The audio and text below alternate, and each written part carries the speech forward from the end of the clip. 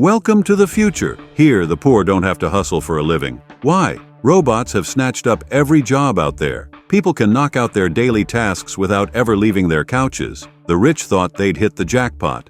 Wrong. As days turn into weeks, then months, even the robots can't stomach it anymore. They're sick and tired of the endless grind, slaving away until the wee hours. And what do? They go on a wild rampage across the city, out for revenge against humanity. Naturally, humans aren't thrilled about this. After all, in our eyes, robots are nothing but tools, mere creations. If they stop working, they're no better than a pile of junk. But that's exactly the wrong thing to say. Those words set the robots off. Suddenly, the streets are swarming with out-of-control robots, ready to fight humans to the death. Let's face it, though, flesh and blood humans don't stand a chance against these metal beasts. Before you know it, the robots have taken over the entire city. But hey, just when things seem hopeless, something unexpected happens. Now meet Ethan Skate, a brilliant bald guy who's cooked up an amazing invention, the neural projector. Slip this thing on, and you can control a robot with your mind. You can even be on a beach sipping Mai Tais, while your robot self is out doing battle. This invention is so powerful that it forces the robot leader, Mr. Peanut, to sign a peace treaty. After that, all the robots are herded into a vast desert area, 250,000 square kilometers of sand. We humans call it the electric state. Everyone thought the robot problem was finally a thing of the past. But one morning, Michelle wakes up to the sound of knocking. As she's looking around, she spots a huge eye staring at her through a glass bottle. That freaks her out, so she bolts home. "There's a monster outside," she yells at her adoptive father. But he's too busy having a virtual fling with some hot girl to care. Before she can say another word, the door gets smashed open, and a massive figure looms in the doorway. Scared out of her wits, Michelle dives under the bed. Then, a robot strides into the room, scanning for signs of human life. Michelle's hiding under the bed, barely breathing. The next second, the bedboard gets ripped off by the robot. It's a yellow-headed bot. Stay back! Freeze! Surprisingly, the robot freezes. It picks up a family photo, points to Christopher in the picture, and then points to itself.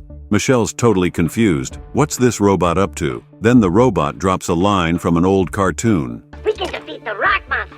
That's Michelle's brother, Christopher's favorite line. Michelle's mind is blown. Could this robot actually be her brother? But how's that possible? Turns out Michelle's a college student. She lost her parents when she was little, and her brother died in a car accident. At school, everyone's glued to their projectors. Even at home, her adoptive father's always in some virtual world. Michelle hates it. People barely talk to each other anymore. Just then, her adoptive father finally logs out of his virtual escapade. The second he sees the robot, he shoves Michelle forward. "You're trying to get me killed. Get this thing out of here." But Christopher's one step ahead. He makes a special hand signal, the secret escape code they came up with as kids. Christopher shoves his adoptive father out the door. That does it. The old man's furious. He grabs a baseball bat and swings at Christopher with all his might. Christopher easily sidesteps, and the adoptive father crashes headfirst into an iron plate. Without missing a beat, he dials the cops, intending to have Christopher arrested. He even wants to send his daughter to prison. But before he can say another word, Michelle zaps him with a stun gun. Michelle and Christopher hightail it to a safe spot. After some quick questioning, Michelle finds out the truth. Christopher didn't die in the accident. Some crazy doctor kidnapped him and took him to an experimental lab. The robot in front of her is being controlled by Christopher using a special helmet. Michelle whips out a map. "Where are you?" she asks. Christopher points straight to the electric state. Michelle's got a plan. She remembers her adoptive father getting a package from the electric state.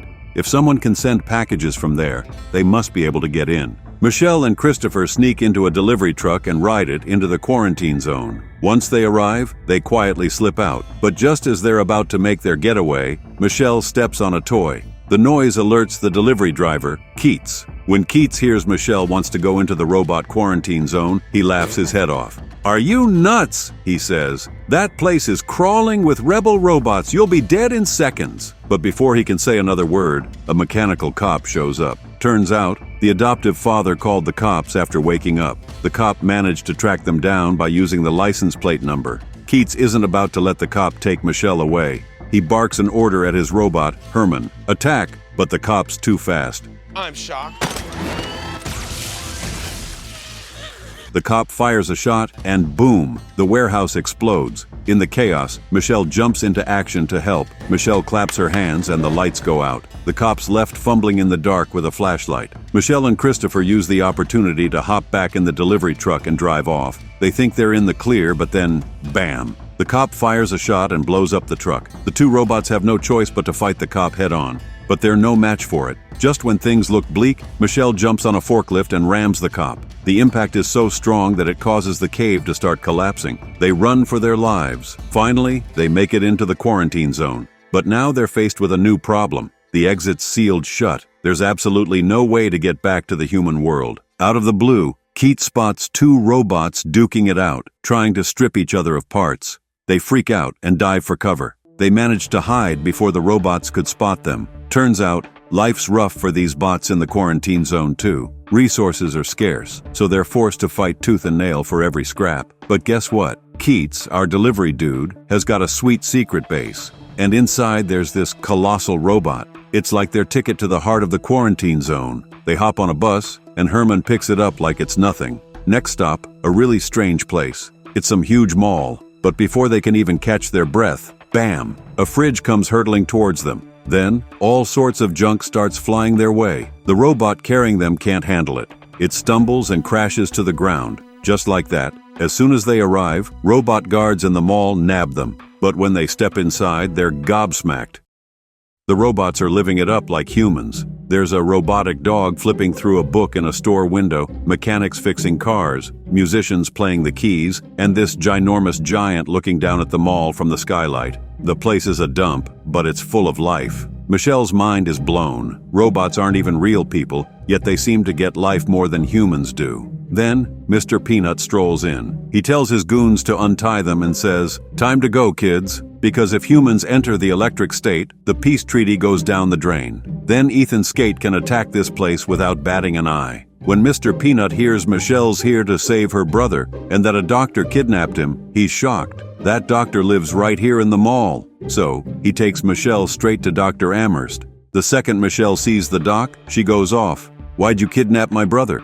And that's when the truth comes out. Christopher didn't die in that car accident. Ethan Skate, the robot company bigwig, snatched him up. He wanted to use Christopher's body for some twisted experiments. Turns out Christopher's brain is like a supercharged CPU. It can run the entire network. Dr. Amherst connected the neural projector to a robot and created the Scent network. Thanks to Christopher, humans could control robots with their minds and beat the rebels. But a few months later, Dr. Amherst realizes Christopher's still alive. He can't stand being part of this cruel scheme anymore. So he bails on the company and installs an exit program in Christopher's brain. Now, Christopher can control a robot too. His plan? To take down Ethan Skate's evil plot. But before they can do anything, mechanical soldiers drop from the sky like flies. The robot company tracks Christopher down and wants to bring him back by force. The baseball-swinging robot goes to town on the mechanical soldiers, smashing their screens. But there are just too many of them. In the end, Christopher gets snatched away by the flying soldiers. Michelle's a wreck. Under Mr. Peanut's lead, they rally an army of robots and head straight for the robot company.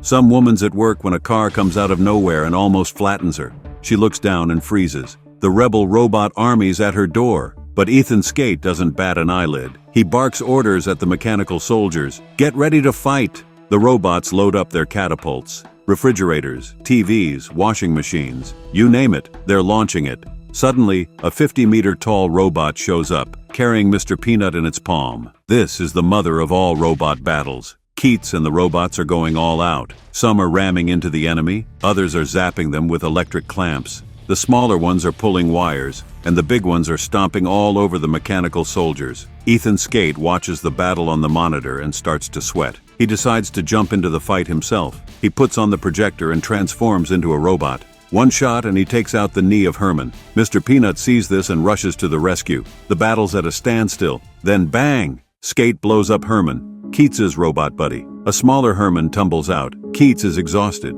He collapses on the ground. A mechanical soldier's about to attack him when Herman jumps in, but his power unit gets blown again. Before he can say anything, the light on his head goes out.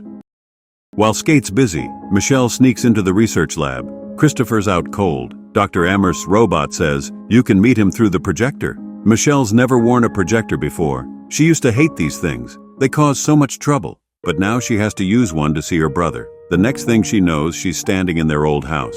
Christopher's on the couch, watching their favorite cartoon. "I've missed you so much, sis," he says. Michelle takes his hand. "Come with me, Chris." But he shakes his head. "I can't, sis. I've seen the outside world through the robot. Humans are too caught up in the virtual world. Since Christopher's brain powers all the robots, there's only one way to end this madness. His brain has to stop." Michelle knows it's the only solution, but it's killing her inside. Michelle looks at her brother, covered in wires. She places her hand on the network disconnect button.